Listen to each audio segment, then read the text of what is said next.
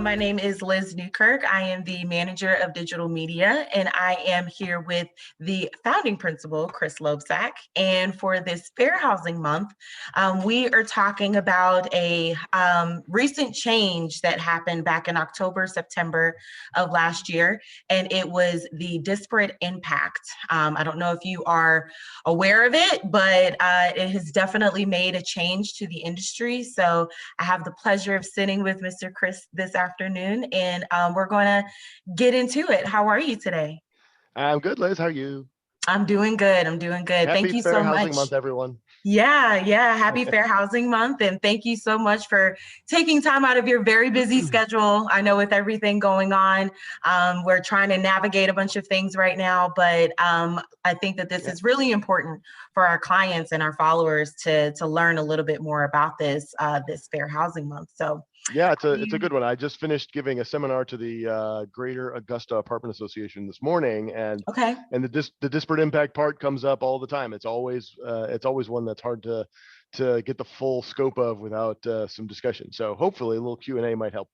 Yes, I hope so. So for those that are not familiar with disparate impact, what is it? Like, what does that even mean? So disparate impact is the law of the land now. In 2015, the Supreme Court finally issued an opinion clarifying that the way you evaluate discrimination under the Fair Housing Act in America today and going forward is going to be including the disparate impact test. But in terms of what does it actually mean, disparate impact is a non-intentional but nevertheless discriminatory effect felt by a policy that might otherwise be neutral on its face, but it disproportionately affects some member of some protected class, a group of members of one of the protected classes.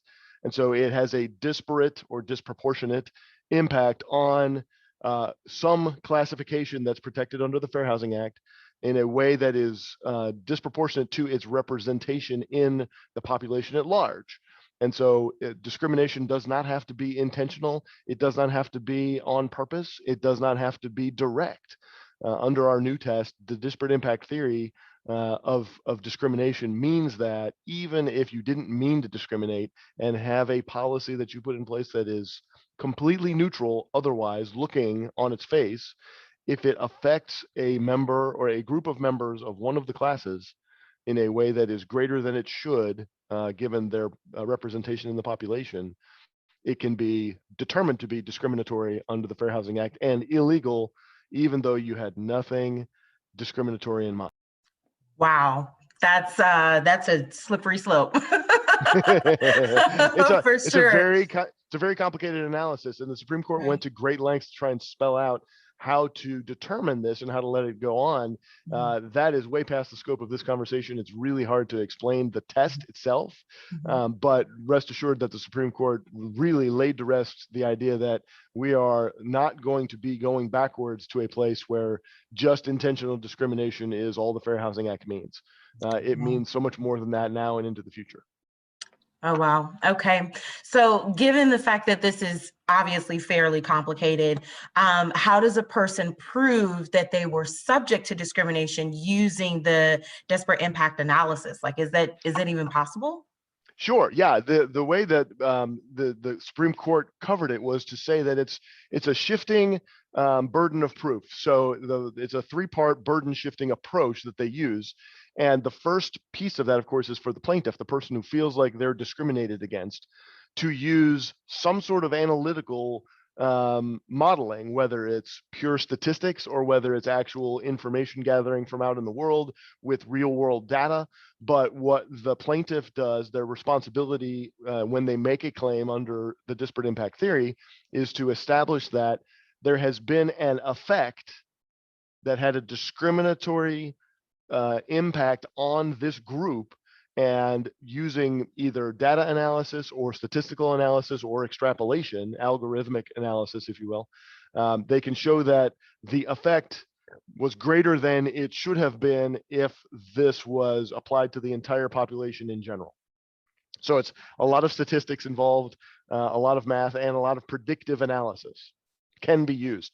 So once the plaintiff does that, then again, the burden shifting approach is the Supreme Court said in their decision in Washington that once the plaintiff has done that using either math or statistics or data gathering, the defendant, then the property management professional in our scenario, has the burden shifted to them to try and create an explanation or to provide to the court an explanation that that impact is a necessary business item. The policy in place is necessary to our business. It is as limited and targeted as we are able to make it. And there is no other way that we could have made a policy like this that would have served the purpose equally well. And that's a defense that's allowed to the property management company in our situation. Then lastly, the Supreme Court says, but that's not necessarily the end. It can still go back to the plaintiff then for what if it was a cross-examination, you'd call it rebuttal testimony.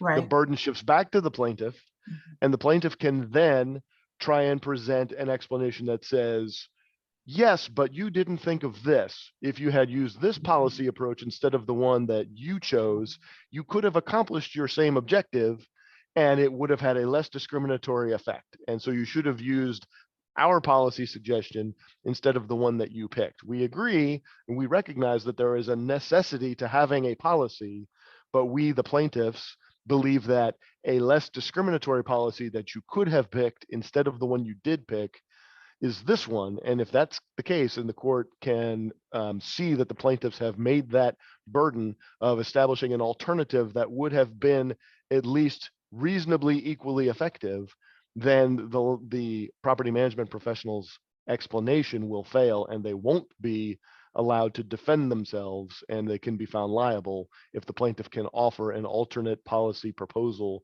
that could have accomplished the same objective, but without the disparate impact that the policy in question had.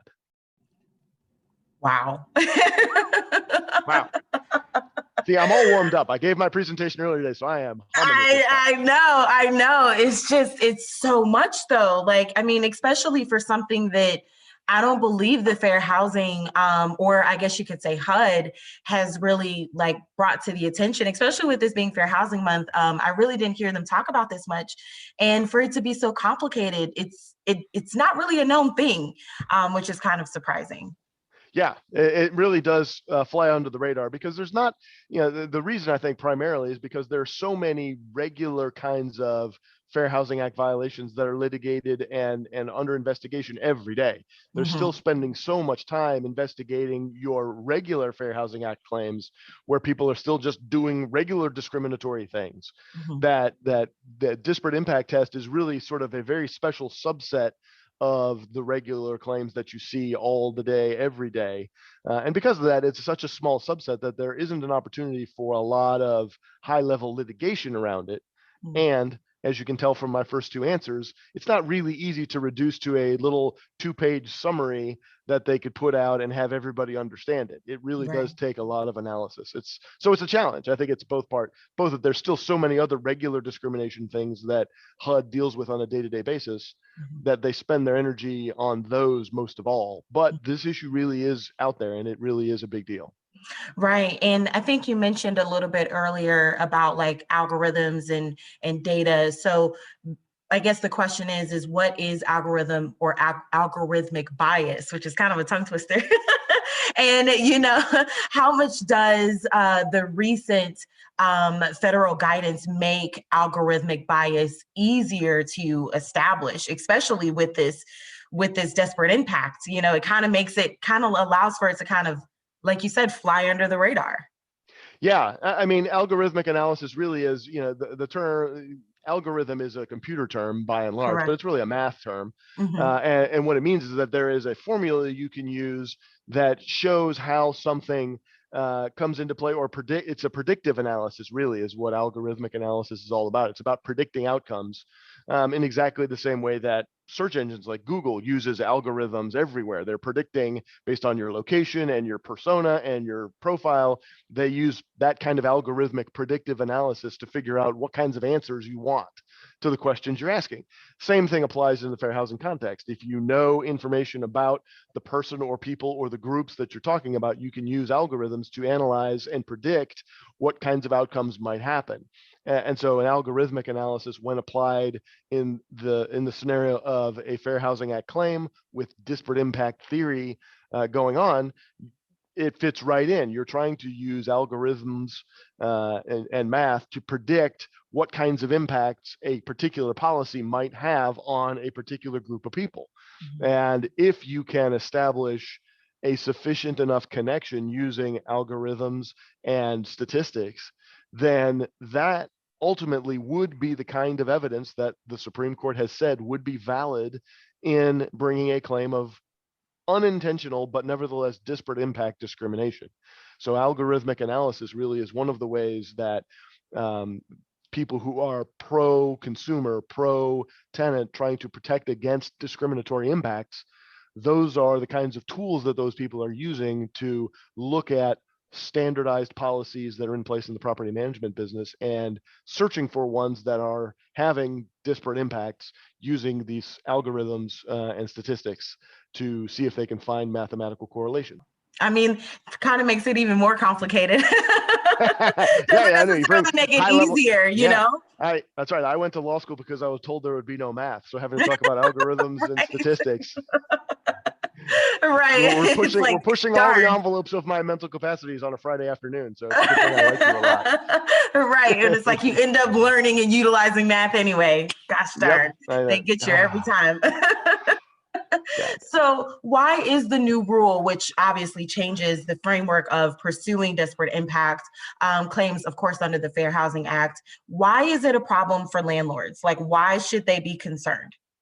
The biggest reason is because it's not obvious. It's very challenging for me as a lawyer or advisor to tell you how to avoid disparate impact in your policymaking, because the whole point of disparate impact is that it's not intentional discrimination. It's not obviously targeted at anybody. It looks facially neutral on the basis of the policy. So the problem for landlords is that you have no way really of being able to predict a statistical outcome in advance. And sadly, whatever choice you pick years later with evidence and statistics and algorithms may be shown to have had the effect of creating a discriminatory outcome, but you can't predict that in advance with any real world scenarios, because the whole point of predictive analysis is that if you knew the data, you could already do the analysis. But predictive analysis requires estimations into the future. And so the problem for landlords is that there's no surefire way to guarantee that any policy choice you make might not someday be found to have had a disparate impact because of real world statistical analysis applied later and then overlaid onto the original policy choice. It's a challenge. Yeah, that definitely is a challenge. So the last question, I guess, that is on everybody's mind, especially if you're a regional or property manager, like, what can you do to ensure that algorithm-driven analysis doesn't lead to discrimination claims on the property? Like, what's the next step or the first step? Yeah, the real best steps, I think, the only real advice you can give people is to say that if you're not trying to avoid it, you're never going to. So the first and most important step is to realize that it's out there, and to think of your policy choices as you are making new policies is to keep this issue in mind and try to do your best to do your own internal predictive analysis. Okay, if we make our policy that we're not going to do X, then what are the possible outcomes? What kinds of people might we see? How might that have an impact on certain people? If you're not using the idea of predictive analysis, statistical analysis, future-looking outcome predictors in your choices of policies, and you're just choosing what seems best for our operating style, strategy, economic outcomes, if you're just using the basic stuff and not thinking about outcomes on protected classifications of people, then you're falling short. You're just leaving yourself open for later analysis to prove you wrong. Wow. The best you can do on the front end is to think of every policy choice and at least have part of your discussion being, have a group of people try and think of, how might this impact? Is there a way that this could create a disparate impact that we can think of?